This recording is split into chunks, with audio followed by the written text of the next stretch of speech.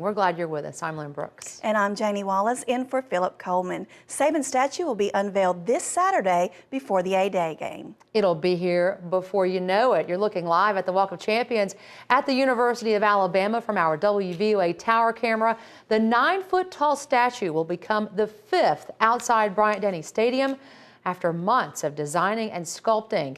WVUA's Daniel Sparkman has the story. Very proud. That's the feeling of accomplishment from Jeremy Davis, UA student and designer of the Nick Saban statue. The 27-year-old from West Blockton says it was an honor to work on the project. The athletics department got in touch with the art department, and the art department kind of chose me to come up with some drawings and things for them to look at, and then this was the final. They decided on going ahead with me. Davis says it was great working with the Sabans to come up with exactly what they wanted. They pretty much had the pose and everything in their head, what they wanted, and I just had to translate that to paper and then, turn it into a statue. He explains why the statue doesn't match the poses of the other coaches on the walk. Well, I think that's how everybody sees Coach Saban, on the sidelines in game gear, coaching, kind of leaning forward, clapping his hands, urging his team on. All in all, Davis says he hopes this experience will help him in his future career. I don't know. I hope it kind of launches it forward a little bit. On Saturday, the Saban statue will join 4 other national championship winning coaches here on the Walk of Champions. Those in attendance, former coach Gene Stallings and Nick Saban himself. Outside Bryant Stadium, I'm Daniel Sparkman, WVUA News. And you can see the unveiling of Coach Nick Saban's statue live right here on WVUA. We've got a great view of it, especially from our tower cam. Alabama's home team will bring you a live A-Day special edition of Crimson Tide Kickoff from the University of Alabama. That's noon until 1 on A-Day. That Saban statue is set to be unveiled during that time, and we will bring you complete live coverage. Kickoff for the game is set for 2 p.m. On your Crime Watch, more than a dozen students at Tuscaloosa City High School have been arrested after a fight. It happened this morning at Bryant High School. According to Tuscaloosa City Schools spokesperson Leslie Bruinton, a total of 14 students were arrested. Bruinton told us the fight started between 2 students during breakfast, but more students soon joined in. Bruinton said school officials and security personnel broke up the fight after about 5 minutes. She said mace was used to subdue the students, but no one required medical attention. Officials say they believe the fight was a result of an incident from last weekend. City schools will be taking extra precautions this week in light of what happened this morning. Well, as a result of this incident today, we did have increased security personnel on hand today. We will have increased security personnel on hand on Wednesday as well. And we want to let parents and students know that we'll be using metal detectors when the students come into Paul W. Bryant High School tomorrow. No names have been released. Continuing our Crime Watch now, WVUA is covering Northport, where a woman is dead and a man is behind bars after an early morning shooting. It happened around 2 o'clock this morning on the 1400 block of 10th Street. According to Tuscaloosa Metro Homicide Captain Lloyd Baker, a 41-year-old woman was found lying in the road. After an investigation, officials determined she had been shot inside her home, then ran outside and died. Baker says 78-year-old Matthew Barnes was arrested and charged with murder. Authorities say Barnes shot the victim after an argument. Still no word on the identity of 2 bodies discovered in Tuscaloosa County.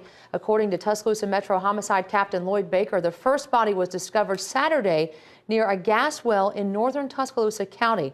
Baker says the victim is a white male and was trapped in the arms of the well. A second body was discovered Monday morning. The cause of death has not been released. Baker says the cases are not related. People across West Alabama are picking up the pieces after a stormy night. Officials with the Emergency Management and the National Weather Service were in Buell this morning. They were investigating damage reports and speaking with property owners. The storm snapped trees and damaged roofs in Buell. Officials say straight-line winds caused the damage.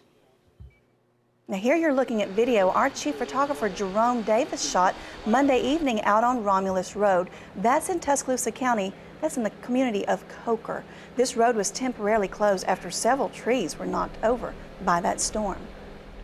Time is running out to file a claim if you took a hit from the BP Deepwater Horizon disaster. Two deadlines we want to tell you about for two separate claims. The first is for a claim with BP. The second deadline is to join the state's lawsuit against BP and other companies. If you are a Gulf Coast property owner, the deadline to file with BP, April 19th. For information, it's 1-800-916-4893. And Attorney General Luther Strange says the deadline to join the state's lawsuit against BP is April 20th. For more information, it's 877-497-5926 or go to our website, WVUA-TV.com. WVUA is covering the Alabama legislature. That's where lawmakers are preparing to take up the education budget. You may recall last week, a House committee passed a budget that could cut more than 1,100 teachers from classrooms next year. The State Superintendent Joe Morton says he believes those cuts will come when teachers retire or resign, and many positions won't be refilled. Republican Representative John Merrill tells us lawmakers face some difficult decisions. Unfortunately, one of the most significant needs that we have today is additional revenue. And what we are doing is we are evaluating each and every item that's presented before us so that we can make the most informed decision possible so we can take the best action for the entire state of Alabama, not just for one segment. Lawmakers are also looking at raising Alabama's cigarette tax by $1 a pack. If passed, it would raise the total tax to $1.42 a pack, more than any of Alabama's neighboring states. Hundreds of community leaders from across West Alabama came to Tuscaloosa today to pray. It was all part of the West Alabama Leadership Prayer Breakfast. Government, educational, and spiritual leaders prayed for guidance. Former Alabama standout Saran Stacy was today's guest speaker. Stacy shared the story of how his life was changed forever when his family was killed in a car crash. He also talked about how his faith in God helped him to heal. He has resurrection power. He has resurrected my life, and you know, and through the prayers of so many saints, so many people have prayed for my daughter, for myself, for my family. This marked the 13th year for the West Alabama Leadership Prayer Breakfast. Today marks 150 years since the start of the Civil War, and on this occasion we're looking back at how Tuscaloosa, specifically the University of Alabama, was affected in the war.